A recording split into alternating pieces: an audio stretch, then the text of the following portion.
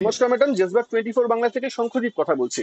বিষয়টা হচ্ছে, গতকাল দেখা গেল আপনারা সস্ত্রীক, আপনি মিস্টার ঘোষ, আপনারা গেলেন দীঘার জগন্নাথ মন্দিরে এবং সেখানে আপনাদেরকে অভ্যর্থনা জানানো হলো, মুখ্যমন্ত্রীর সঙ্গে দীর্ঘক্ষণ আপনারা কথা বললেন। তারপরেই বিজেপির অন্দরেই একটা চাপানোতর তৈরি হলো। একাধিক বিজেপি নেতৃত্ব তারা আহ, তারা এটাকে সমর্থন করলেন না। সুকান্ত মজুমদার তো বললেন এটা পার্টি এন্ডোর্সই করে না। সোশ্যাল মিডিয়াতে একের পর এক কটাক্ষ। কিভাবে দেখছেন এই বিষয়টাকে? দেখুন, ওনার 5 বছরের টেনিয়ারে উনি জনগণের হিরো, উনি আমারও হিরো। ঠিক আছে না? তো ওনার কিছু ইউএসপি তো নিশ্চয়ই আছেন। ওনার জনপ্রিয়তা অন্য রকমের। তো সিএম এর প্রেজেন্সেও উনি ফোকাস পেয়ে গেলেন। ঠিক আছে, সৌজন্যতা বজায় রাখবার জন্য। তো এথিক্যালি উনি ওনার দিক থেকে ঠিকই করেছেন। হ্যাঁ, যদিও বা আমি চাইছিলাম না, আমিও চাইছিলাম বিষয়টা অ্যাভয়েড করতে পারলেই ভালো হতো, কারণ এটা একটা কন্ট্রাডিকটরি হবে। আর সেটা প্রমাণও হয়ে গেল।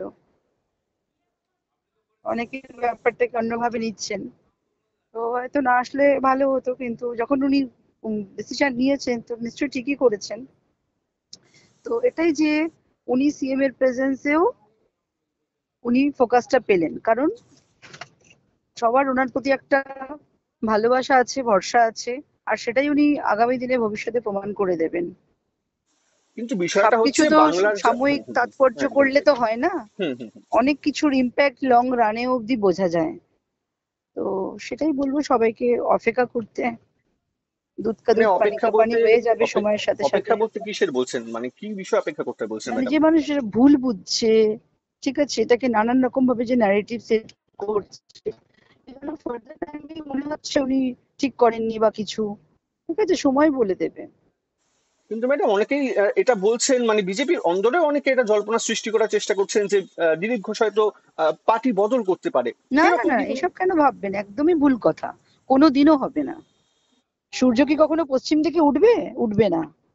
সেরকম উনিও বা কেন যাবেন? উনি 42 ইয়ার্স দিয়ে দিলেন।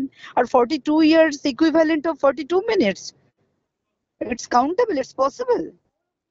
তো এই প্রশ্নগুলো যারা বলছে সব সম্পূর্ণ ভুল কথা। 42 বছরের ত্যাগটা 42 মিনিটের প্রেজেন্সে কি করে এটা সমসাময়িক হতে পারে? কিন্তু তার মুড ফেসবুক হয়েছে, বলুন বা যাব, সোশ্যাল মিডিয়া বলুন, যে আমন্ত্রণ কোনো রক্ষা জায়গায়, করব। হ্যাঁ একদমই তাই। সামাজিক ধর্মীয় ভদ্রতা করেছেন উনি। ওনার যখন যা মনে হয় উনি ইনস্ট্যান্টলি করেন। কারণ ওনার চিন্তা ভাবনার মধ্যে ভীষণ ট্রান্সপারেন্সি আছে, ওনার দৃঢ়তা আছে, ওনার কাজের প্রতি ওনার ভরসা আছেন। তাই উনি যা করেন ঠিকই করেন। মানুষ সঙ্গে সঙ্গে সেটা বুঝতে পারে না, লং রানে গিয়ে বুঝতে পারেন।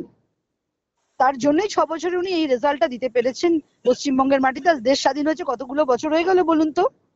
আজকে বিজেপির কোন পজিশনে ছিল উনি আসার আগে পশ্চিমবঙ্গে?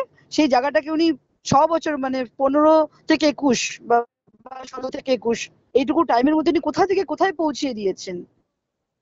তো ওনার কার্যক্ষমতা দিয়ে, ওনার অ্যাক্টিভিটিস দিয়ে করতে পেরেছেন, সেটা আবার সময়ের সাথে সাথে প্রমাণ হয়ে যাবে।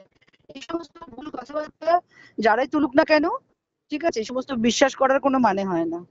কিন্তু দেখা যাচ্ছে সোশ্যাল একেবারে মিডিয়া অবাস্তব খুললেই কথা ম্যাডাম, এগুলো। হ্যাঁ, সোশ্যাল মিডিয়া খুললেই এটা দেখা যাচ্ছে টিএমসি তে কেন জয়েন সাধারণ করতে মানুষ যাবে? নয়। কেন টিএমসি তে জয়েন করতে যাবে? এগুলো কি ধরনের প্রশ্ন?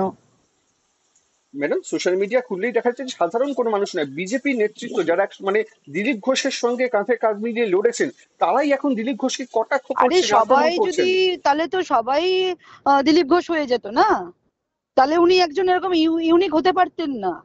এত র্যাপিড গ্রোথ দিতে পারতেন না যদি উনি আর 5টা মানুষের মতন অ্যাভারেজ চিন্তা ভাবনা করতেন আর সাধারণ মানুষ হতেন? কিছু না কিছু তো বিশেষত্ব আছে বলেই তো আজকে উনি ওনার নিজের এন্টাইটি নিজে ক্রিয়েট করেছেন, উইদাউট সাপোর্ট, সাধারণ ঘর থেকে উঠে এসে। তো ওনার প্রতি ভরসা মানুষ রেখেছে, রাখবে, যারা রাখার তারা রাখবে। সাময়িকভাবে অনেকে ভুল বোঝাচ্ছে, ভুল ন্যারেটিভ সেট করছে, ফর দ্য টাইম বিং প্রোপাগান্ডাটা ওইভাবে যাচ্ছে, কিন্তু আবার ঠিকও হয়ে যাবে। ওয়েট এন্ড আপনি ওয়াচ না? দিলীপ ঘোষের একদা সহকর্মী এবং এখন পত্নী হিসেবে কি মনে করেন, দিলীপ ঘোষের মতো নেতা আর বিজেপিতে কি রয়েছে? মানে দিলীপ ঘোষ অবিনশ্বর, যেইটা, দিলীপ অবিনশ্বর। ঘোষ। হ্যাঁ, যদি থাকতো তাহলে আমরা 21-এর পরে পঞ্চায়েতের ইলেকশন, পৌরসভার ইলেকশন, 21-এর পরে লোকসভা, পরপর এতগুলো ইলেকশনে রেজাল্ট তাহলে পশ্চিমবঙ্গের ডিটোরেট হতো না। তাহলে তার গ্রোথ হতো। গ্রোথের জায়গায় ডিগ্রোথ হলো। তাতে আমরা কেন নিজেদের কথা নিজেরা বলবো? মানুষ বলবে, জাজমেন্ট বলবে, অ্যাসেসমেন্ট বলবে, আপনারাই বিচার করুন কে কার ধন্য- সাবস্টিটিউট হতে পেরেছে, কে কার অল্টারনেটিভ হতে পেরেছে। আর যদি হতো তাহলে রেজাল্ট কি আছে, তার রেজাল্ট কথা ধন্যবাদ বলে না। রিঙ্কু দেবী, ধন্যবাদ রিঙ্কু দেবী।